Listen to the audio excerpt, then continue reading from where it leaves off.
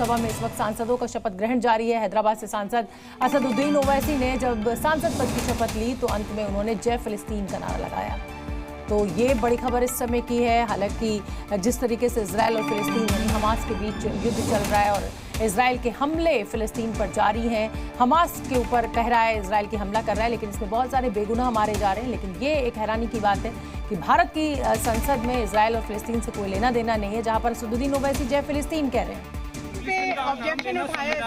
कैसा खिलाफ है? कैसा खिलाफ है? कैसा खिलाफ है बताइए, बताओ कौन सा संविधान का प्रोविजन है? अच्छा, तो आप कह रहे हैं आपने अरे सबने क्या क्या कहा वो सुन लीजिए ना। जी किशन रेड्डी ने विरोध किया। वो करते हैं, उनको कानून का रिकॉर्ड से हटाना चाहिए, इसको रिकॉर्ड से हटाना छोड़िए, नाम बोलने का बोल दिया। अब क्या है, आपने जो शब्द कहे थे उसको लेकर के वो लोग आपत्ति जब्त करा रहे हैं कि जय। अब हम अब उनकी खुश करने के लिए क्यों बोलेंगे? आपने सुना नहीं अभी क्या क्या? लेकिन आपका ये बोलने के पीछे का उद्देश्य क्या था? उद्देश्य क्या है? मजलूम अवाम है। महात्मा गांधी ने फलस्तीन के बारे में क्या कहा था, वो पढ़ लीजिए। सर, आप एक जो शपथ लेते हैं समय जो बोले थे, एक बार उसको रिपीट कर दीजिए। वो रिपीट आपको मिल जाएगा यूट्यूब पे, संसद यूट्यूब चैनल जाएगा, मिल जाएगा आपको। आपने कहा था जय भीम जय फिलिस्तीन। वो बोल दिए, मिल जाएगा ना, उसमें ले लीजिए। अब क्या चलो बस अरे तो असदुद्दीन ओवैसी को आपने सुना। शपथ लेने के बाद असदुद्दीन ओवैसी ने जय फिलिस्तीन का नारा वहां पर लगाया। सुन लेते हैं एक बार आज संसद में शपथ लेते हुए असदुद्दीन ओवैसी ने क्या कुछ कहा। नहमदुहु व नुसल्ली अला रसूलिल करीम, अम्मा बाद, फ़ाऊज़ु बिल्लाहि मिनश शैतानिर रजीम, बिस्मिल्लाहिर रहमानिर रहीम।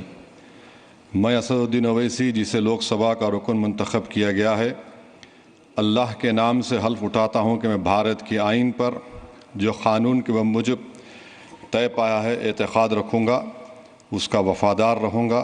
मैं भारत के इक़्तिदार आला और सालिमियत को बरकरार रखूँगा और जिस ओहदे को मैं संभालने वाला हूँ इसके फ़राइज़ और वफ़ादारी से अंजाम दूँगा। जय भीम, जय मीम, जय तेलंगाना, जय फ़लस्तीन, तकबीर, अल्लाहु अकबर। तो असदुद्दीन ओवैसी को आपने सुना और इसी बड़ी खबर पर जी न्यूज़ के दो संवाददाता, वरिष्ठ संवाददाता मेरे साथ जुड़ रहे हैं। रविंद्र मेरे साथ मौजूद है और मेरे साथ रवि त्रिपाठी मौजूद है। रवि, मतलब कुछ भी कहीं भी ये असदुद्दीन ओवैसी ने, ठीक है फिलिस्तीन से कंसर्न बहुत लोगों का हो सकता है, वहां पे जिस तरीके से बेगुनाहों की जान जा रही है, हो सकता है मेरा और आपका भी दिल दुखता हो, लेकिन हर चीज का वक्त होता है और जगह मुकर्रर होती है। ऐसा नहीं होता कि कहीं भी आप कुछ भी करने लगे।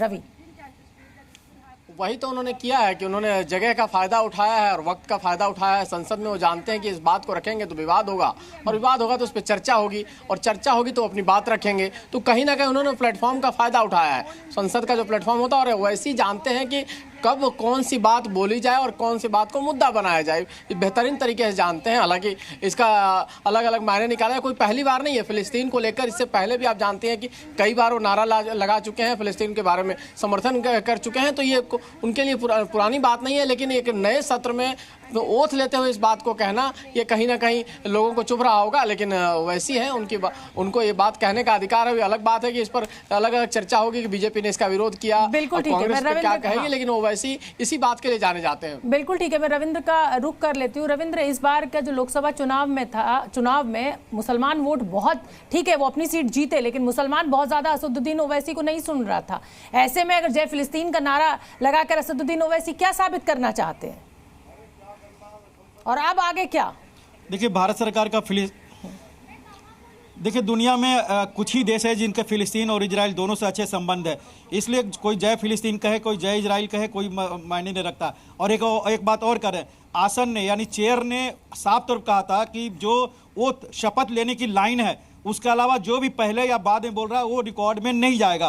तो लेकिन आपने देखे कोई जय झालावाड़ बोल रहा था, कोई जय पेरियार बोल रहा था, एक सब कहीं रिकॉर्ड में नहीं रहा था, लेकिन अपने जो वोट बैंक है उसको कहीं ना कहीं संदेश देना था और वह ओवैसी ने वही किया जय फिलिस्तीन करके। अब चुनाव हो चुके हैं लेकिन उस वोट बैंक को और कंसोलिडेट करना है, ये ओवैसी की लगातार कोशिश रहती है। बीजेपी भी इसका विरोध कर रही है जिसका कोई मायने नहीं है, क्योंकि सदन के अंदर में विरोध करना, हालांकि उसको लेकर फिलिस्तीन तो भारत का मित्र देश है, बोला कि उसको निकाल दिया गया है। भारत का मित्र देश है और भारत इसको बार बार कह भी चुका है। ऐसा नहीं कि इजराइल से हमारे संबंध खराब हो जाते हैं इसलिए क्योंकि हम फिलिस्तीन को मित्र देश कहते हैं, लेकिन हर चीज की एक जगह होती है, समय मुकर्रर होता है, जैसा कि मैंने रवि से भी कहा। तो आऊंगी रविंद्र मैं आपके पास, और बड़ी बात आप कह रहे हैं कि बीजेपी भी अगर इसका विरोध कर रही है तो उसका कोई मतलब नहीं है। Z News।